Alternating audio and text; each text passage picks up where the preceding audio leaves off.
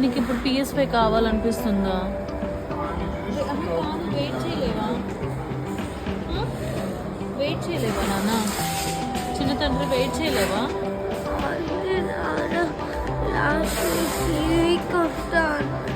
నాన్న ఇది కొంటా అన్నాడు. ఇది కొంటా అన్నాడు. నేను అందుకే ఇంకా